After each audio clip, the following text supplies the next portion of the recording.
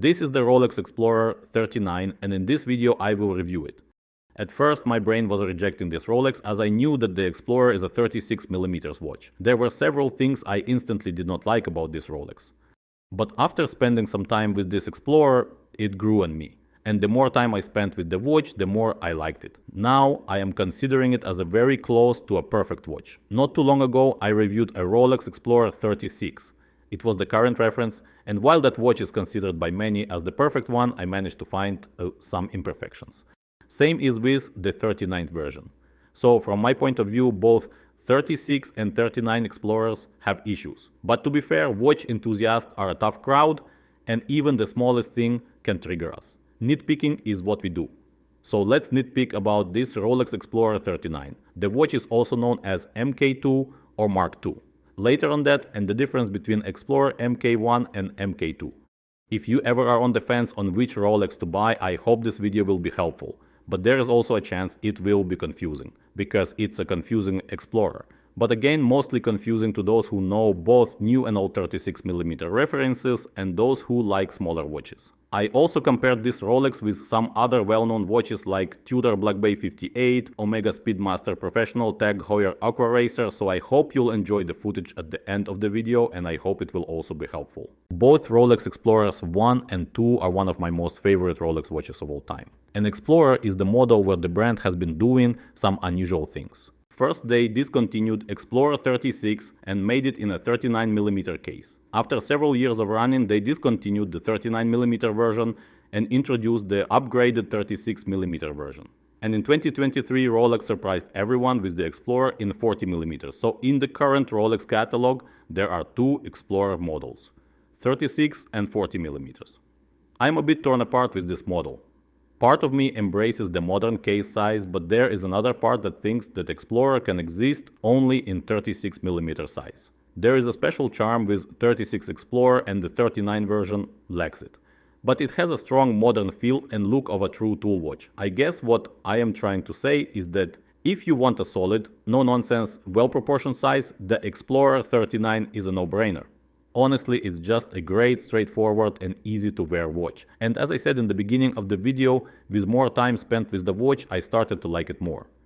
You need to know that there are a few variants of the Explorer 39. People call them MK1 and MK2, and they have some differences. The first 39mm version, 214270 reference, known as Mark I, was introduced in 2010, if I remember correctly, and the model received a full wrath of the watch enthusiasts community. Keep in mind, it was long before the era of YouTube watch bloggers. Good old watch forums were filled with outrage and criticism. They formed the resistance. Aside from overgrown case size, the most criticism got hands and numerals. It seemed that Rolex took the 36 model hands and put them on the 39 version. They were unusually short and slim for the new case. They looked funny. Another thing is the white gold numerals, 3, 6 and 9. They gave the watch an interesting look, but it's a professional sports watch, so people wanted them filled with lume.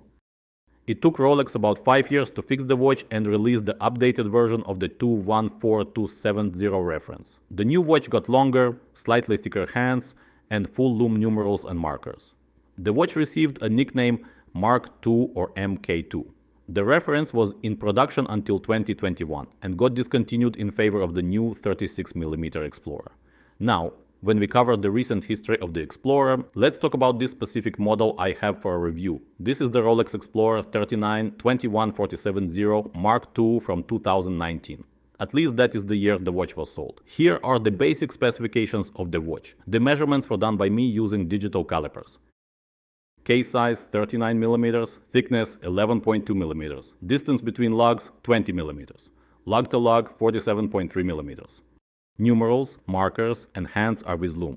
The movement inside the Rolex Explorer 39 is the Rolex caliber 3132, the same as in the Oyster Perpetual 39. It's a chronometer movement with about 48 hours of power reserve. The 3132 movement has a parachrome hairspring and Paraflex shock absorbers for better shock and temperature resistance. A good upgrade for the sports adventure watch. Here I will share my first thoughts and impressions of the watch, and then I will tell how they changed while the watch was in my possession. The watch has a better balanced case than the new Rolex Explorer 36. Current Explorer 36, a reference 124270, has a thickness of 11.5 mm. With the actual watch size of 35.5 mm, the proportions of the case are off. The Explorer 39 that I have for review has an 11.2 mm thickness as measured by me with digital calipers, which is thinner and a much better balanced case considering the size. The Explorer 39 case dimensions are essentially the same as the discontinued 39 mm Oyster Perpetual. My first thoughts of the dial were that the proportions were a bit off. Some negative space and the hands are thinner against the dial design and watch proportions. I wanted them to be a bit beefier. After some time I got used to it and it doesn't bother me anymore. But I still have a problem with the Mercedes hour's hand.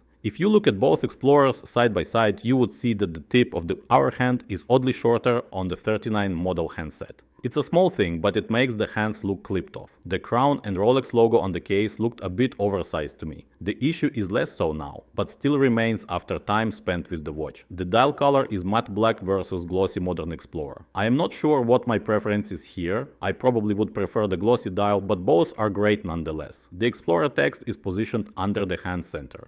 That's how you can easily tell all the recent Explorer models apart. If you see the Explorer text on the bottom, it's the 39 mm version. The watch comes on a well-made tapered brushed utilitarian bracelet. It's a very good proportioned bracelet that makes the wearable experience enjoyable. The bracelet tapers to 15.4 mm at the clasp with an Easy Link quick adjustment system. Easy Link is a good feature to have for those hot summer days. How is the watch on the wrist?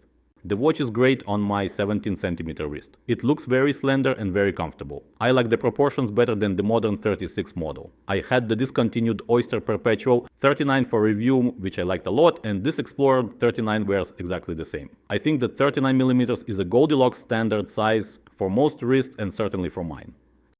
So which Explorer to buy? I actually like them all for different reasons, and I honestly really like this 39 mm Explorer. I always thought that the Explorer should be in 36 mm, but after having this watch, I am not so sure anymore, and really want to check out the new 40 mm version. With the 40 mm reference, there are some small updates that I think can make a difference. But whichever Explorer you will choose, you will have a fantastic watch nonetheless. So it doesn't really matter that much. Choose according to your wrist size and watch size preferences. Here are a few questions you asked me on my YouTube post. Compare it to your Railmaster.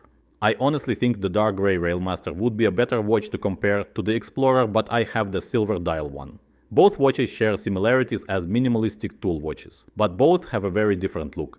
The Explorer is a more sleek and elegant watch with a contrast dial. The Railmaster is a more rugged, vintage-inspired and less prominent watch on the wrist, but the Railmaster has a master chronometer, METAS certified movement with longer power reserve. Railmaster also wears smaller than the specs suggest. It has larger dial and bezel in diameter but shorter lug-to-lug at 46.7 mm. Rolex's lug-to-lug is longer at 47.3 mm. The Railmaster is a 12.5 mm thick watch versus Explorer at 11.2 mm.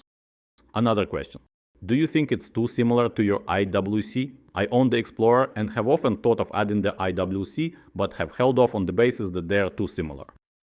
Both watches indeed have similarities, as both are simple, no-nonsense, easy to read and wear everyday pieces. At the same time, they are different in their origin nature, as Mark being a pure pilot watch and Explorer is more a field watch for adventures on land. I would say that if you really like both watches, they can coexist in the same collection and can be worn in rotation. But there is a chance that one can cannibalize another. I personally feel that I would be wearing the Explorer as my daily much more often than my IWC Mark 18. I would definitely choose the Explorer over the Mark going on a trip or vacation, but I also wouldn't have problems rotating both watches, especially when you want to have a more discreet watch than Rolex. I got this Rolex for review from a Toronto-located dealer, Karen, who you can find on Instagram by the name Wrist Time Company. He is kind enough to lend me very cool and different watches for my reviews. So please give him a follow on Instagram and enjoy great pictures of great watches. I hope this video was helpful. Let me know your thoughts on the Rolex Explorer 39. Which Explorer would you choose? 36, 39 or 40? Also, please enjoy comparison shots with other well-known watches at the end that might be helpful. Let me know if you have any questions about the watch. Thank you for watching and happy collecting. you.